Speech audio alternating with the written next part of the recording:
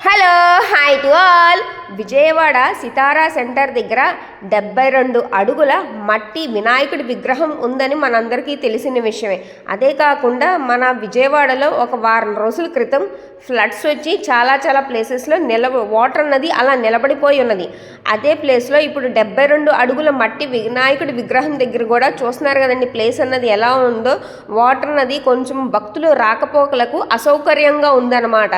అందుకని అక్కడైతే కనుక సాయంత్రం 4 గంటల కానించి అక్కడ దర్శనం చేసుకోవడానికి అసౌకర్యానికి ఎలాంటి ఇబ్బంది కాకుండా సౌకర్యంగా ఉండేటట్టు అక్కడ పనులు అయితే చేస్తున్నారండి. అక్కడ మనకు ఒక వేలాగా ఒక పాత్ లాగా వేస్తున్నారనమాట. చూస్తున్నారు కదండి, ఆ పాత్ లాగా వేయడానికి అక్కడ పనులు అయితే జరుగుతున్నాయి. సాయంత్రం 4 గంటల కానించి 72 అడుగుల మట్టి వినాయకుడి విగ్రహాన్ని దర్శించుకోవడానికి అందరూ తప్పకుండా రండి. ఇలాంటి అప్డేట్స్ కోసం నా ఛానల్ని సబ్స్క్రైబ్.